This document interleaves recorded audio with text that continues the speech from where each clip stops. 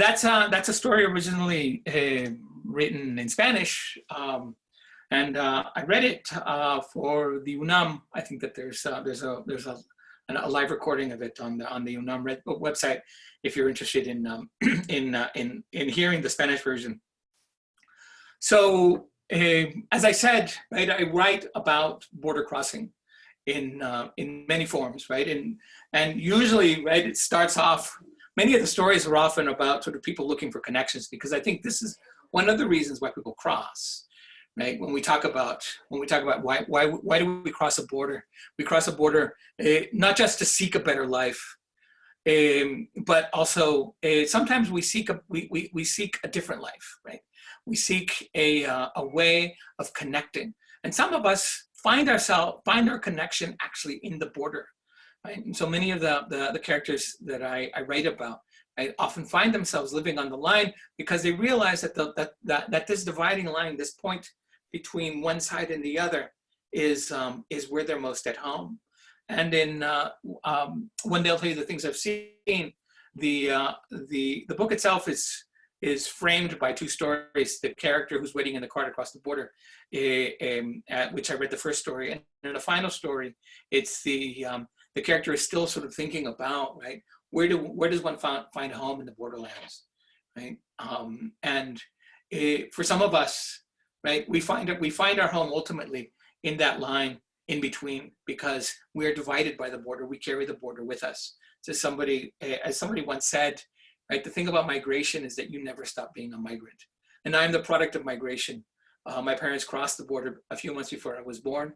I often tell my students, right, hecho en Mexico, but born in the USA. And so I'm a process of this border. Sometimes I also like to say that I'm a product of a maquiladora called Migration SA, Sociedad Anónima. Right? And it's a border crossing maquiladora that has created millions of us who find ourselves on this side or that side. Now, I mentioned earlier that I'm working on a new book. I have sort of a stopgap book that is available. It's probably most easily available online. You can just look it up. I won't say the name.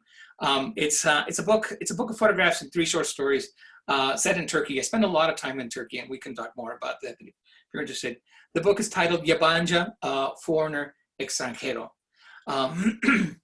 It is 3 short stories in English about Chicanos living in Turkey.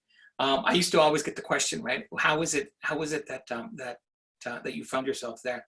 And there's a long story, and part of it, mostly it's about work. But part of the story that I'm working now is that I have a sister who passed away a decade ago now, and she lived in Turkey for a year in the mid-90s.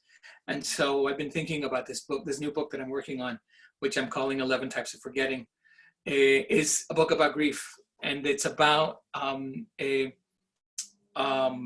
it's a series of stories about a narrator who is working through the process of the death of a sister and then raising her son.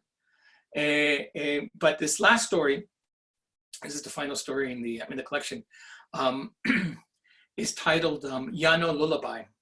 And I'm just going to read just a fragment of the story. It's much longer, and so we can get down to some questions and comments, and I don't know, throwing tomatoes or whatever. So here we go. This is the first time I read this live. I guess it's sort of a world premiere, a Zoom premiere. Yano Lullaby. I found Tata sitting at the table, his hand on his cane. He was listening to the wind outside. Mijo, it's time, he told me. Time? Time for what? To go see him. I need to see him before I die. Who? Mateo, your father.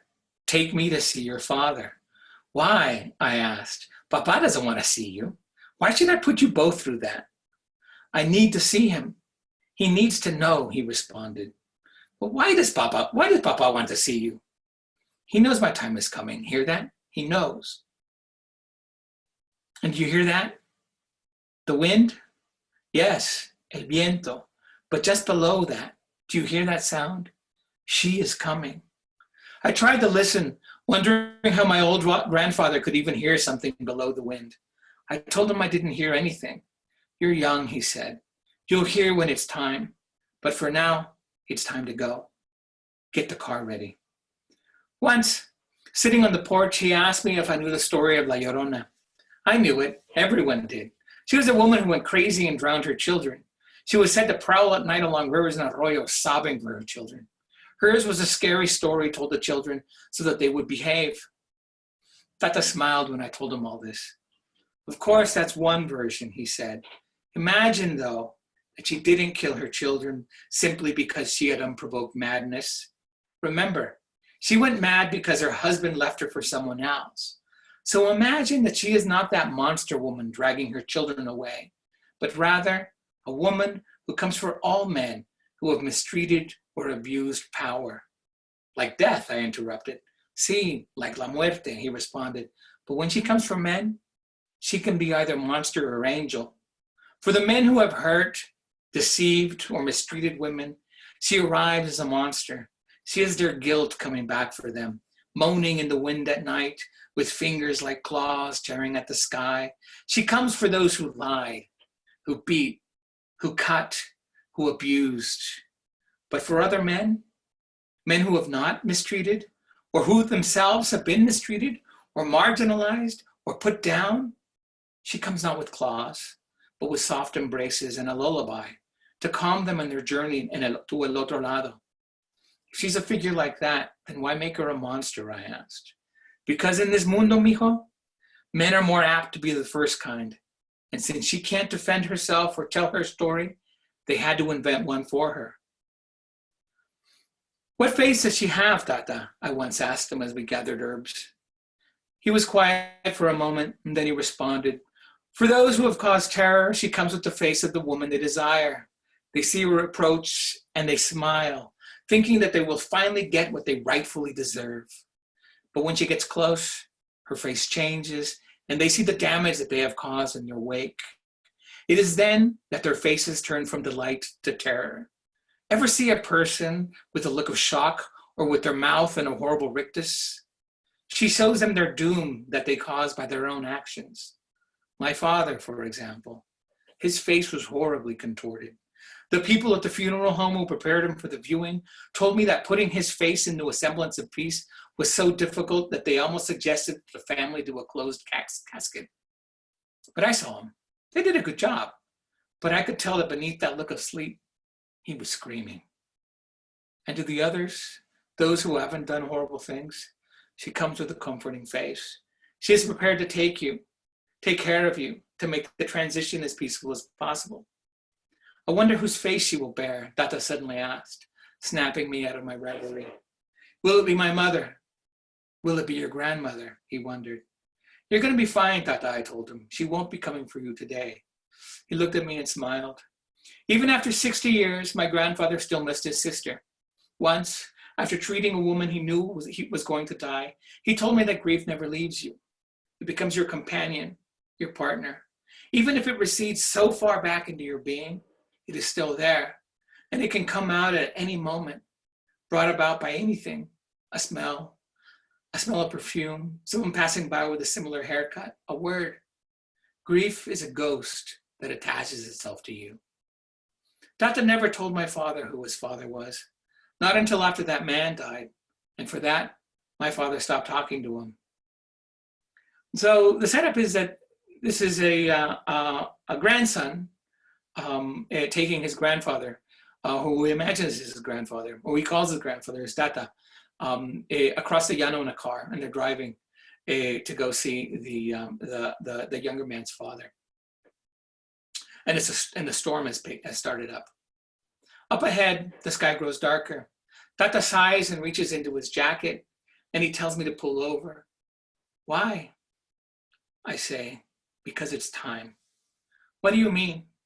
I have no more time left. I'm tired. Pull over, mijo. Now.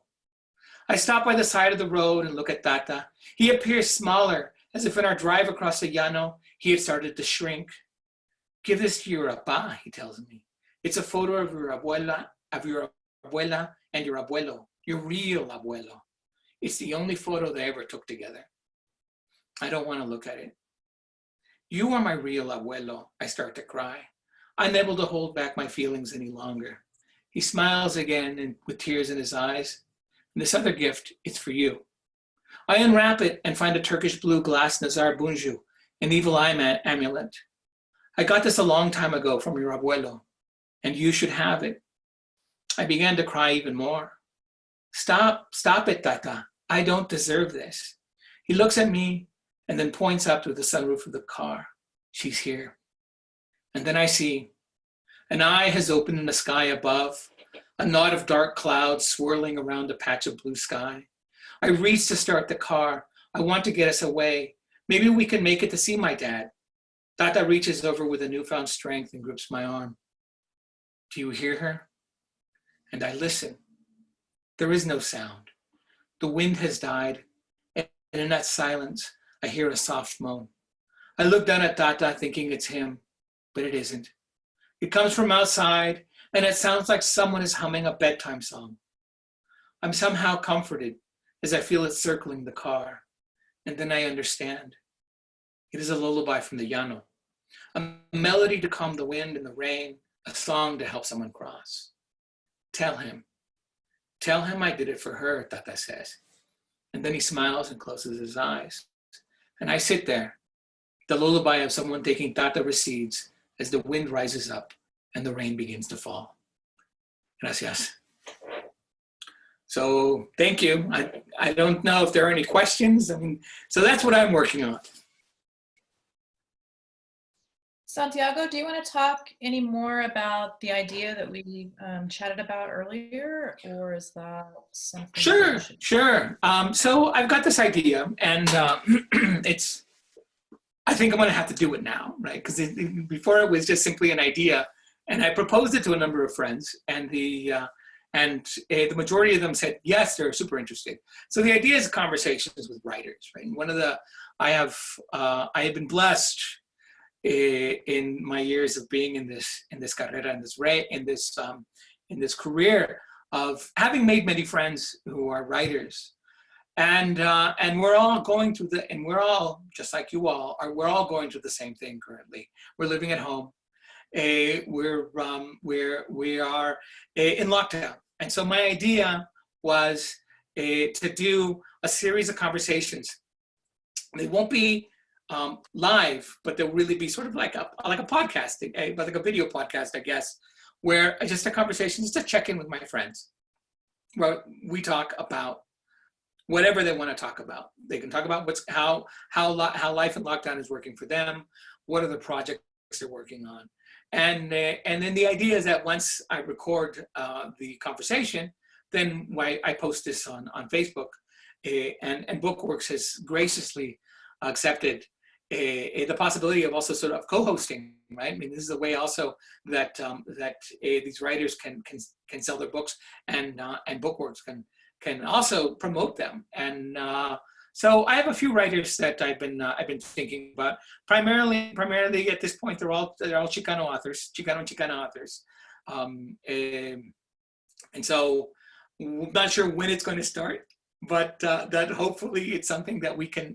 do, and it'll be something that you all can view, right? So that you can just listen to a writer talk about their work, or to talk about whatever they want to talk about. So, for example, one writer is Luis Alberto Urrea, who's doing something really fascinating on Facebook with a series that he calls Operation Uplift, where he posts a sort of a theme, and people start posting photographs. And as a way of helping the community and helping us sort of go through all this process. So I want to talk more about that. And I have a few other writer friends that I'm thinking about contacting, but I hope it's something that would be interesting to you all, right? That you'll be interested in also checking out. these conversations that, I'm sorry that they're not going to be, I never really conceived them as sort of being live events with an actual Q&A, but really more, I want them to be sort of informal, conversational moments, two friends sitting down at a distance, talking while drinking coffee or whatever, and talking about what's going on in their lives. And I hope this is something that could be interesting to you all. I think it sounds wonderful. So should people just follow you on social media or check back with us about that in the next couple of weeks? Yeah, you can follow me on social media. You can always look for me on Facebook, Santiago Vaquera Vasquez. Once, I'm so grateful to Bookworks for being interested in it, for Amanda, and she's always so willing to accept these crazy ideas of mine. And so I think that, it should be coming up in a couple of weeks. I need to sort of sit down and figure out the logistics. As I said, right, it was just an idea. And then I proposed it to a number of friends and they all said, yes, we're down. This is interesting. So I guess that means I have to do it. So that's how an idea becomes a plan, right? You just yeah. With one of Yeah. Right. All right. Does anybody else have any questions, either via chat or, okay, Jordan. What's up, Jordan? Let me unmute you. I'll unmute everyone, actually. Hi there. There we go. Oh, I was going to say, I thought it sounded like a great idea, Santiago, because it has the opportunity to connect writers with each other, because everybody's separate, and also keep the community connected, keep people connected to Bookworks, which is kind of a community for a lot of us. Yes. But is it now, because we can't go there? Yeah. And so this is a way to do that virtually. I think that's great. Right. I was curious in your writing, the connection with Turkey. What drew you to Turkey? Because being bilingual, there's so many places you can go where you speak the language. All of most of Latin America, and the U.S., Canada, all these places, India, where right. English is spoken widely, and you chose a place where you don't really speak the language. That's curious to me. Well, it's there's a long answer and a very short answer. I'll go with the short answer first. I think because it took me a few years to think about it. And the short answer used to be, well, work. I was going for conferences. I was invited to give talks. But I also came to realize that after a number of years, that the benefit of not knowing the language allowed me to sort of live in my own head. And I was very productive as a writer, because I had friends in Turkey, in Istanbul, who would worked all day, and then they told me, this is the biggest mistake they ever made. I'm convinced. They said, whenever you want, come by and spend time with us, right? You always have the place to stay. And so I was like, great, I'm there. Right? And so we used to joke that I was going there every 6 weeks, and I would go and I would stay in their office. They worked all day. I would write. If I left the apartment, I would go to basically in lockdown. And if I left the apartment, I would go to get something to eat. So my Turkish is very transactional. That is, I just sort of I to get things that I need. And it became a way for me to sort of work on stories, right? As a way of living in my head. But I also came to realize a few years later that having been born in the United States, of Mexican parents, and having been raised both in English and in Spanish, I've been treated like a foreigner, pretty much both in the United States and Mexico. In the United States, I'm treated as a foreigner because of my Mexican ancestry. In Mexico, I'm treated as a foreigner because of the fact that I was born in the United States. And so this notion of being called un extranjero, un yabancı, right, as the word in Turkish is foreigner, it's always struck me, right? And then so going to Turkey was a moment for me to realize what it really means to be a foreigner, right? To be a foreigner where I had no connections. But now I've been going to Turkey so often that actually it does feel like home in many ways. And so I have many friends there who have all made the same mistake of telling me that I can stay whenever I want. And so I go, and I live with them, and it's become sort of part of my part of my life. But for me, you're right. I mean, I could really go anywhere, right? But for me, it's about sort of my community. And you had raised the point earlier about, right, is Bookworks still sort of like our home now that we can't go? And I think in some ways it is, because I often talk to my students, my classes, about what social media has done to us as a community, right? Because it's now allowed us to have a community, albeit virtually, right? But a community across space, right? So I often tell the story, and I wrote, there's a character who I wrote in One Day I'll Tell You the Things I've Seen, about once I was leaving Istanbul. I was at the airport. I got to the airport about 5 in the morning. And I was waiting in line to check in. And I started talking to the woman behind me. And so we chatted, and we kept talking. We checked in. We were on the same flight. She was going back to England, and I was flying back to the States, but we were connecting through Amsterdam. So we went out. We went to sit. We had breakfast. We talked. She had been born in Ukraine. She had left Ukraine after Chernobyl. And so she was one of these children who had been sent out of the country. And so we talked about that experience, right, of being sort of part of diaspora, but also because of the experience of Chernobyl. And then after that, right, I never saw her again. But we became friends. We were friends we had made contact on Facebook. And so we remained friends on Facebook. And every couple of years, she'll drop me a message, or I'll drop me a message, or I'll send her a message, and just to catch up. How you doing? What's going on? And it has now been 13 years, right? And so is she a friend? Is she an acquaintance? I don't know, but she is somebody who was there, who was part of a community at a distance that is sort of still peripherally in my life, if not in my life directly, right? And so I think that, yes, Bookworks is still our home, even though, right, we cannot go currently. Thank you. Alex, did you want to say something?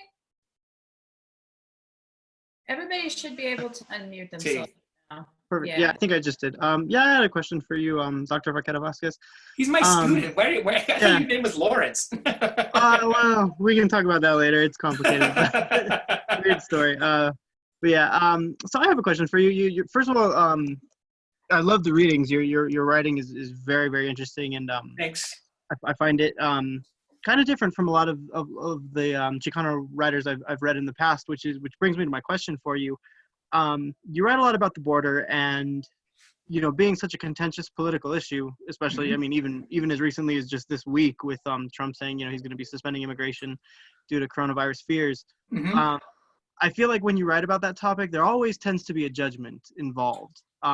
You're by nature taking a stance. And, being your student too, I do know that you consider yourself a product of the Chicano movement of, the 60s and beyond. Mm-hmm. So I guess my question is, in what way do you consider yourself to be adding to the canon of Chicano literature, or in what way do you desire to find a place in the Chicano movement? If you want to riff on that, I guess. Wow, that's a great question. It's a huge question. That's a question for class, man. Sorry. Lawrence Alex. I don't know. I have no idea what to call you now. You can just either one's fine.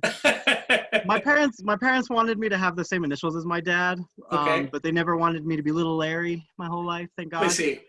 So even they don't call me that, but for registration purposes at school, yeah, I got to be Lawrence. Okay. Bueno, pues okay. But I guess that the response would be, right, I often say that I'm a product of the Chicano movement because, as we talked about in class at the beginning of the semester, right, the Chicano movement during the civil rights period fought for the inclusion of Mexican American voices as part of the United States, right? Much like the civil rights generation in general worked towards this notion of moving beyond second-class citizenship to be considered to be citizens of the U.S. Right? Now, in policy, right, there were a number of important parts of the Chicano movement that remain as policy that we often focus on. So, for example, bilingual education, and the creation of Mexican American studies, of Chicano studies, right? And so I often say that I'm a product of the Chicano movement, even though I was born too late to participate in any of the strikes or the blowouts. I can imagine myself, a 4-year-old with a little picket line, right? Walking out of school. I demand. I'm going on strike. But I'm a product of it in the sense that, as I mentioned earlier, right? I was born a Mexican in the United States. You know, my parents had crossed a few months before I was born. So my first language is English. They go Spanish. So I grew up speaking Spanish. English was hard to take with me, right? Because I didn't want to speak English. And so I was misidentified in school as having mental issues, right? Because I wouldn't speak English. I just wanted to speak Spanish. But bilingual education helped me, right? So transitioned me into English, and the other aspect was the teaching of the creation of Mexican American studies, right? As a product of professors who taught that. Right? One of my mentors was Don Luis Leal, who is one of the founders of Chicano studies as a field. And we used to, in grad school, we used to spend a lot of time with Don Luis. And so he passed away at 102, a formidable figure both in Mexican studies and in Mexican American studies. And he is one that I often still think about, right, as one of the figures that helped shape my mind, right, intellectually. So there's that aspect, right? And the other aspect is sort of like, how do I sort of participate in the canon of Chicano literature? I don't know it would be presumptuous of me to say that I'm going to be canonized as a member of the literature, but if I can add just a little bolita into what we understand as Chicano literature, it would be through the fact that I have chosen to write primarily in Spanish, because we often, when we think about Mexican American literature, Chicano literature, we often think about it as a literature in English, which is fantastic, right? But there is writing in Spanish, and that needs to be also highlighted, right? There's a generation of Chicano authors who started in the 60s, who were publishing in the 60s, who were writing primarily in Spanish. When we look at people like Tomás Rivera, we look at Rolando Hinojosa, we look at Miguel Méndez, we look at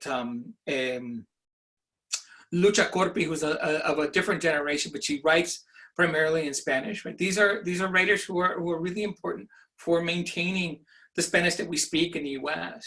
Right? Even a writer who was not Chicano, but who I always find a fascinating figure is Jim Siegel. Right? Who was originally from Colorado, but he ended up in Nuevo Mexico, and he began to write in Spanish, and he worked. And from what I understand, he had a lot of help too in writing in a Spanish that was muy Nuevo Mexicano, right? And so keeping New Mexican Spanish, or adding it or incorporating it to into the sort of like the canon of what would be Spanish in the U.S. Because I think it's also important. One of the things that I've enjoyed about living in Nuevo Mexico, I'm originally from California. I always say that I'm a Mexile from California. Is that for me coming to New Mexico was kind of shocking, because I was very happy to return to the Southwest, but at the same time I didn't quite know what to expect, because when we outside of the Southwest, and as we've seen in class, right, when we think about the Chicano experience, right, we often think in terms of California or Texas. But I think that the New Mexican experience with people like not just Rodolfo Anaya, but Denise Chavez, right? Poets like Levi Romero, who I see you out there, Levi Romero, are really important for maintaining a really rich literature that's tied to land and tied to a region. I don't know, right? I'm often asked, right, if I'm going to start writing about Nuevo Mexico, become sort of a New Mexican writer. I don't know if I'll ever get there, because I find also that that New Mexican readers are really great, because when they read Chicano writers who are writing about New Mexico, but who are not from sort of the state, my New Mexican readers will always be like, oh yeah, no, that's actually not right. There's actually something wrong there. So like, I don't know if I'm ever gonna get to the point where I can sort of write naturally as a New Mexican, but as a Californian, I hope I do. Right? But I think it's important, right? It's important to recognize that Chicano literature has a is a very broad experience and a set of experiences, both regionally and linguistically. And it's important to always remember that. So that's sort of my long answer to your question. I hope it made sense. Thanks. Yeah, I have one little aside on that in that case. Well, being a border writer, that requires the two different aspects, right? Not being from somewhere and being from somewhere. So therefore, if you choose to become a New Mexico writer, you'll be inherently embodying both of those at the same time as well. So thank you so much. Yeah, thanks. We'll see you in class tomorrow. Anybody else? I think Jordan has something else. Does anyone else have a question? We'll let Jordan go and we'll see if anybody else. We already talked about what I was going to ask. Oh, okay. Okay. So I can put my hand down. I forgot about that. Cool. Does anybody else have any questions for the doc? It's always so interesting to see Zoom all the little squares, because sometimes I feel like I'm on the Brady Bunch, but now it's like I can't even see faces. I just see names. So, hey, there's a face. I have a question. Yeah. I'm kind of wondering if you see a difference between like Chicano writers from New Mexico and Chicano writers from other parts of the US, and how you would go about trying to explore what makes Nuevo Mexicano Chicano.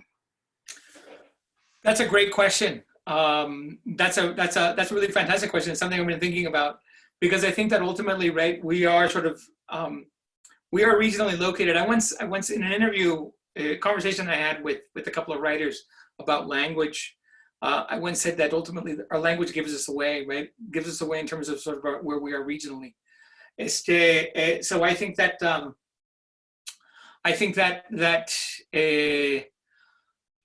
the differences can be seen in, I would argue, in the use of language and in the construction of relationships to place, right? So like one of the things I like about New Mexican writers is that they have a very strong sense of place. When I think about Denise Chavez or Rudy Anaya, very, very strong sense of place. But another writer is Rolando Hinojosa Smith, who has a super strong sense of place to South Texas. And I would never identify him as a New Mexican writer.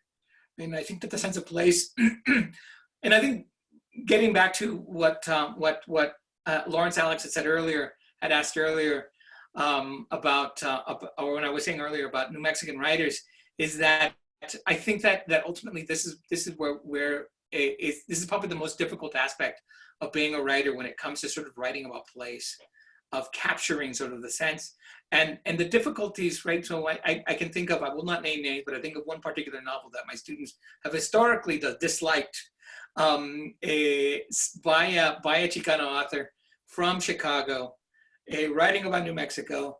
I won't say the name, but historically, right, my students have always been, what is this, right? Because they feel that it falls into the typical cliches about New Mexico, right? Red or green, right? Adobe, Santos, right? All of these things. And so having first read that book outside, not being a part of New Mexico, and having first read the novel years ago, this never occurred to me. But now, having lived in New Mexico for about 1 million years, exile is a long time, all right? For being here for about 1 million years, it makes me realize that that tie to place is really important, right? And that is probably one of the most difficult aspects to capture of a particular region, and trying to get the regional flavor, right? So I could write a story and set it in Albuquerque, but the only way that you could tell it to be set in Albuquerque would be if I just talked about sort of my neighborhood and the airport, right? Because this is like the two places where I normally go. Right? But I mean, there's other aspects that I really couldn't. I could just start dropping names, but it wouldn't mean anything, right? If I didn't have sort of like that context. As you're talking about that, it kind of reminds me of the whole American Dirt debacle. Yes. Yes. That whole authenticity and voice and point of view, and how that gets co-opted, and what can a writer do to prevent something like that from happening? Well, obviously not trying to tell someone else's story. But right. Perhaps any right. opinions on that sort of aspect of publishing that we see here and there? Yeah, well, I think for me, the debate was problematic for a number of reasons. The book itself is very problematic, but for me, it was the argument that she couldn't write this story. I think is problematic because it implies then that writers can only write about certain topics, right? So therefore, for the rest of my life, I can only write about Southern California and Northern Mexico. For me, the larger question was about gatekeepers in the publishing industry who would look at this work and say, yes, this is the work that we are going to deem as the valid work, when there's a whole slew of works about the border written by Chicano and Chicana authors and Latina authors that have been telling very similar stories that have not sort of passed through the gatekeepers' gates to become bestsellers. This was a book that was anointed a bestseller even before it was published. Right? So it's very problematic, and it speaks a lot about the issues of publishing with the major presses. I years ago, when I was first started writing, and I was in conversation with one of the big publishing houses in New York. This was way back about 2003, about a book of short stories. I primarily consider myself a short story writer, even though when I put the stories together, I try to sort of put them together in a cycle, and so they can be read in some ways as kind of a novel, right?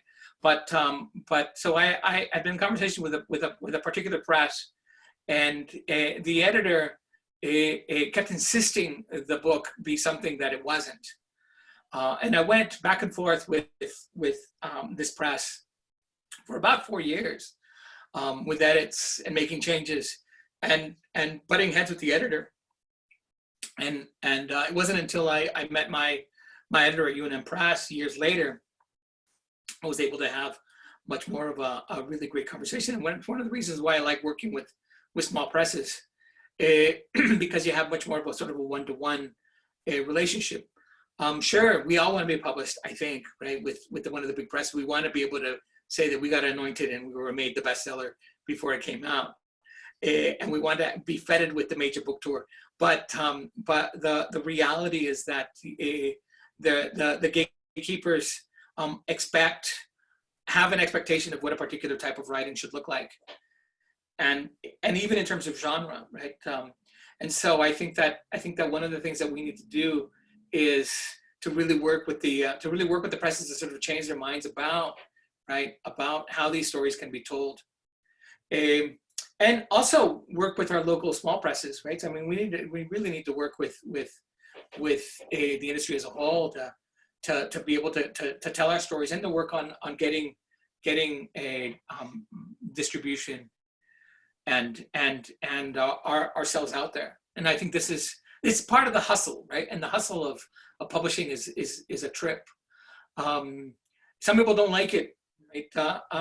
I kind of do because I think it's important, but for me it's not so much. I don't really consider myself as hustling for myself and my own work as much as hustling for other writers, and to say, and for example, when I'm often asked, or when I go to readings, and friends of mine are asked, "What are you reading right now?" I most enjoy it when they say, well, you know, I'm reading this other writer and she's amazing, or this guy, this book is amazing, because it's not about me or they, right? It's about us, right? It's about promoting what we do as writers and as a community.